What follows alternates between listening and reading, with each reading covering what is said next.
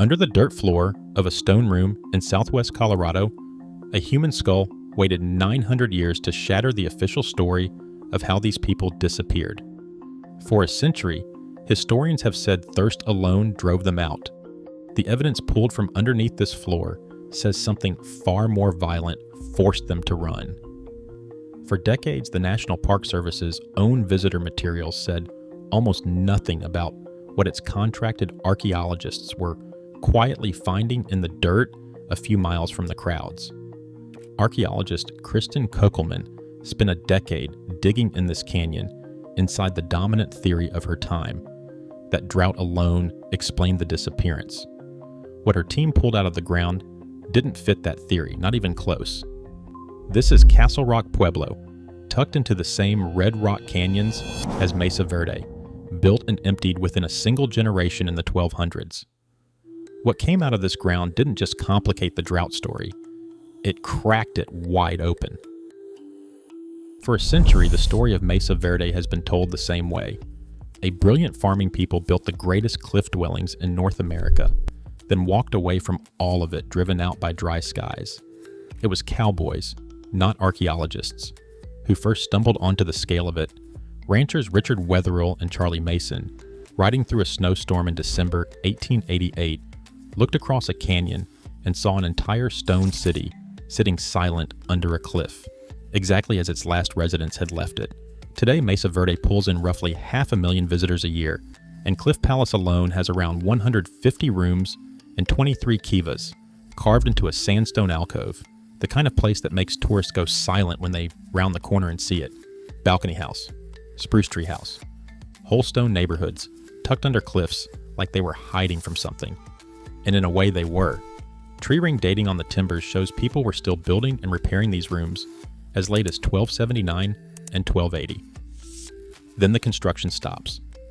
Within a generation, the entire Four Corners region, thousands of square miles, hundreds of villages, and tens of thousands of people, is empty of farmers. Full granaries left standing, pots still sitting on hearths, rooms swept clean as if someone expected to come back. That is not a slow decline. That is an exodus. The explanation has a name, and it comes from the man who invented tree ring dating itself. Astronomer A. E. Douglas built a chronology stretching back 2,000 years, using the growth rings in ancient wood, cross-matching beam after beam, pulled from crumbling roofs until the rings lined up into one unbroken timeline. In 1929, he identified something he called the Great Drought, 24 brutal years, from 1275 to 1299, some of the driest in his entire record. Case closed, he said. The rain stopped, so the people left. It is a clean story. It fits on a museum placard, and for decades, almost nobody questioned it. Here is the first crack. If you actually walk these sites the way archaeologists have for the last 30 years, the drought story starts to feel too clean. Late period villages across this region were not built like farming towns. They were built like fortresses, towers, enclosing walls, access routes deliberately made difficult to climb. Kuckelman, who spent years excavating here for the Crow Canyon Archaeological Center, has said plainly that this defensive architecture was not built out of imagined fear. Something was already threatening these people before the drought finished them off. A drought doesn't make you build a wall.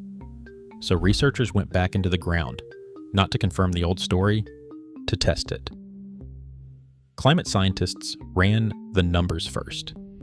Archaeologists Kyle Basinski and Tim Kohler modeled the region's maize-growing potential year by year across 2,000 years of tree ring data, and their reconstruction shows roughly 40,000 people draining out of the Mesa Verde area as the farming niche collapsed under drought, while at almost the exact same time, the Pajarito Plateau near the Rio Grande shows a sudden spike in population.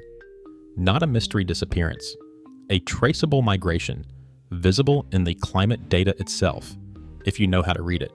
But climate alone doesn't explain fortresses. It doesn't explain towers. It doesn't explain what was waiting in the dirt at Sand Canyon. Newer tools have added another layer to the map. LiDAR surveys across the wider Chaco landscape, laser pulses fired from aircraft to strip away brush and shadow have revealed ancient roads that are nearly invisible from the ground, straight, deliberate lines cut across the desert connecting communities that may have coordinated far more closely than anyone assumed. The technology keeps finding structure where earlier archaeologists saw only empty land. It has not so far revealed some hidden final chamber at Mesa Verde itself, whatever the internet rumors claim. But it has proven, over and over, that this landscape still has things to say. Start there. Sand Canyon Pueblo, occupied from roughly 1250 to 1280. Crow Canyon dug here for a decade, and what they found didn't just support the drought theory, it complicated it in a specific, measurable way.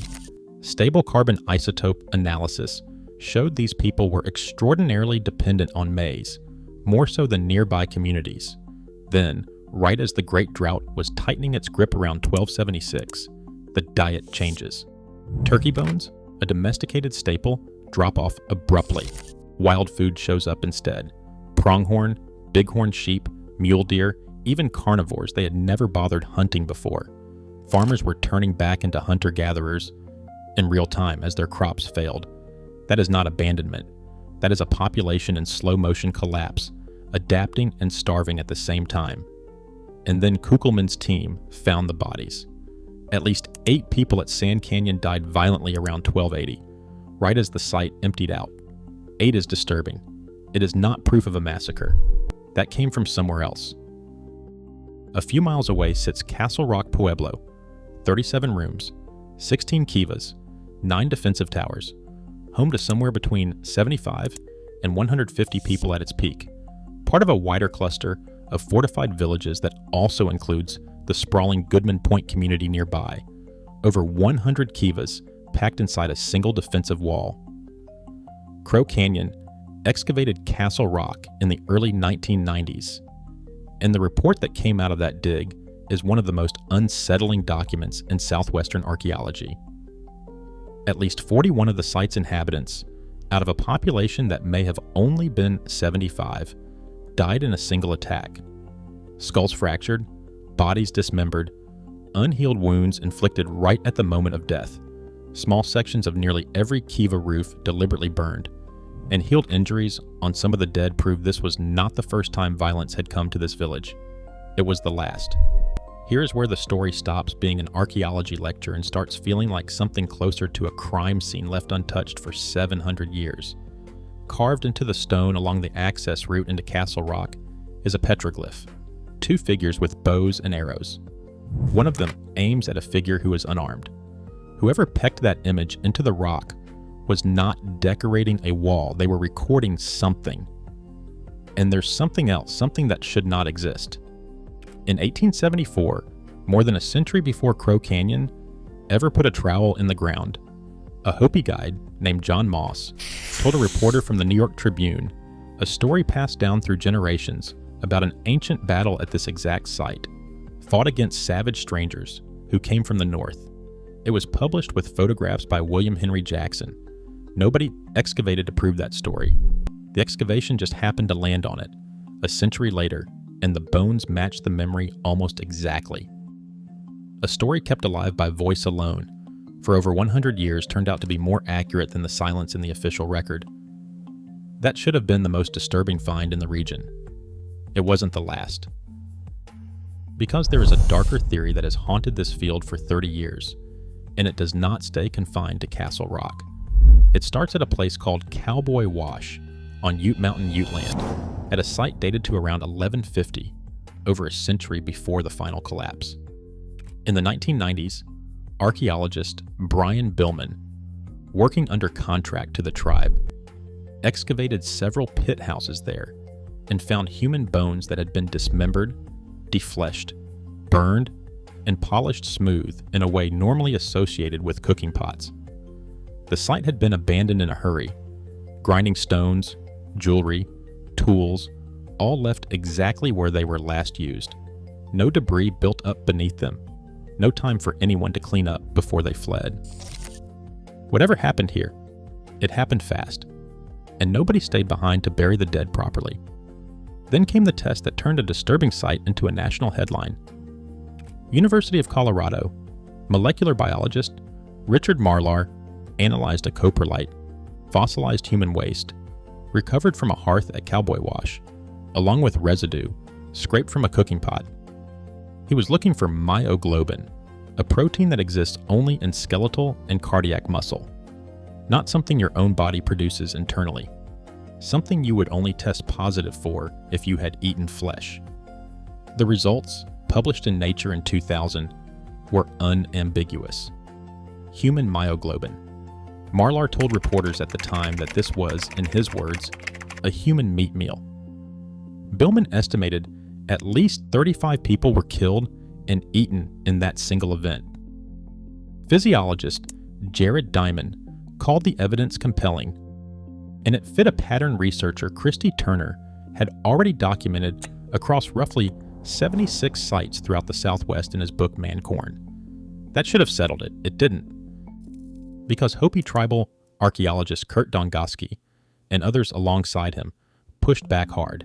They argued the same bone damage could come from executing suspected witches, from ritual treatment of enemies, even from secondary burial practices that have nothing to do with eating anyone. No rock art in the entire region depicts cannibalism, despite depicting almost everything else in daily and spiritual life. And there is a harder edge to the objection too, that this theory, however scientifically framed, has a long, ugly history of being used to paint native peoples as savages, a stereotype that outlives any single research paper. Turner's answer was that you cannot demand proof beyond all possible doubt and still call it science. 30 years later, this argument has never fully ended. The chemistry is real. What it means is still a fight, and it's a fight with real consequences for how an entire culture gets remembered. So by the time you reach the final years of Mesa Verde, you have three things sitting on top of each other: a documented climate catastrophe, documented, unmistakable, repeated violence, and a fractured, decades-old scientific war over whether some of that violence crossed into something even darker. The drought didn't do this alone. Something structural was already breaking these communities from the inside. There's one more piece, and it's almost invisible unless you're looking for it. Researcher R.G. Matson published an argument in 2016 that the final population had made itself dangerously fragile before the drought even hit. Crowded into a small number of massive defensive villages, their diet had shifted to somewhere around 70 to 80% maize, a grain that is dangerously low in 2 amino acids. The human body needs to keep its immune system functioning. In other words, these people weren't just short on rain. Their bodies were already weakened, primed to fail before the sky ever turned against them. Drought, violence, possibly worse. A structurally starving population, walled up in fortress villages, built to keep out neighbors who had once been kin. That is the real final chapter of Mesa Verde. Not a quiet exodus into the sunset. A slow-motion unraveling. And then just when the story feels like it ends in disappearance, it reverses one more time. Because these people did not vanish. In April 2025, a landmark study published in Nature, led and co-authored by the Ancestral Pueblo tribe itself, the first genomic study of its kind in the United States, sequenced genomes from 16 ancient individuals buried at Picuris between 1300 and 1500, and compared them to 13 living tribal members today. The result? Direct genetic continuity, stretching back not just to those ancestors, but further, to the people buried at Pueblo Bonito in Chaco Canyon, 275 kilometers away. No population declined before European contact. The descendants are not lost. They are alive, and until 2025, almost nobody had asked them to help prove it. It echoes an earlier, quieter discovery. A 2017 analysis of burials at Pueblo Bonito itself found that power there had passed for centuries through an unbroken maternal line, a dynasty written not in any inscription but in DNA. Nobody had thought to read that way before. The animals back it up too. Turkeys, of all things, turned out to carry a paper trail. Mitochondrial DNA work on turkey remains shows Mesa Verde bloodlines reappearing in the northern Rio Grande right after 1280. The birds tracking the same migration the humans made carried south alongside people who were not fleeing into nothing, but walking towards somewhere specific. Isotope studies of the birds tell the same story from another angle. Strontium and oxygen signatures show these turkeys were raised locally, generation after generation, fed on maize grown in the same fields that were failing. One more thread tying diet, drought, and departure into a single, traceable line. That single genetic result quietly answers something oral tradition had been saying the entire time. Hopi and Pueblo traditions describe emergence and long, purposeful migration to a center place, not collapse, not disappearance, movement with meaning. For decades, that account sat outside the scientific record, treated as belief rather than evidence. Now, the DNA says the belief was closer to correct than the textbooks were. So if they survived, why does the label at the front of the park still use a word their own descendants consider an insult? Anasazi is not their word. It's Navajo, roughly translated as ancestral enemies, or enemies of long ago, applied to these ruins in the late 1880s by rancher and looter Richard Wetherill, then locked into the archaeological record by the 1927 PECOS classification, the meeting where American archaeologists formally agreed on how to talk about this culture. The Hopi call their ancestors Hisatsunom. Since the early 1990s, at the request of Hopi cultural preservation officials, Mesa Verde has been quietly rewriting its own signage, phasing the old term out in favor of Ancestral Puebloan. Not everyone has agreed to let it go. Some tribes have their own names.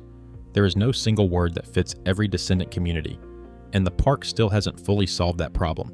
The bones tell an even uglier story about ownership.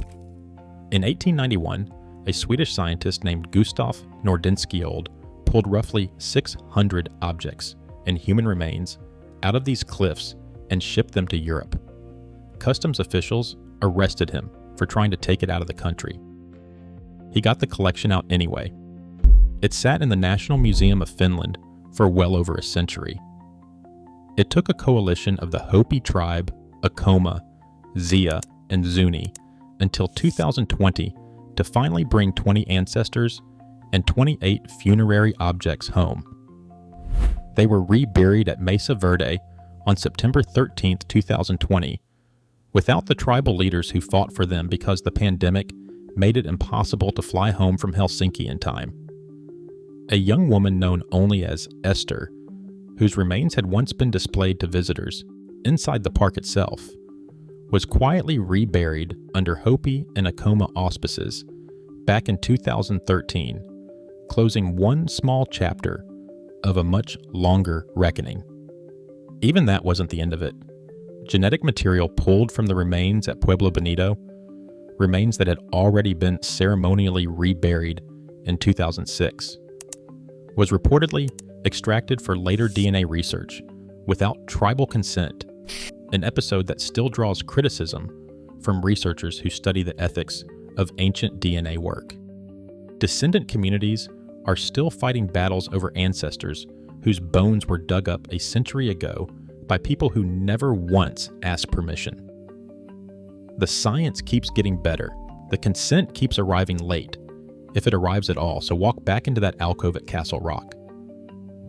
The kivas are still there, roofs half burned, exactly as they were left.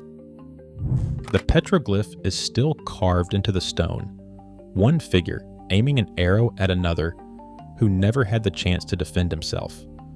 The drought was real, the starvation was real, the massacre was real, and the people who survived it did not vanish into legend. They walked south, carried their turkeys and their genes and their memory with them, and their great-great-grandchildren are alive today, still waiting for museums half a world away to finish giving everything back. The skull in that pit is still cracked. Somewhere in Finland, in a records room nobody films for tourists, paperwork still exists describing exactly how it left this canyon in 1891. nobody has explained why the label on the glass case beside it still doesn't tell you that.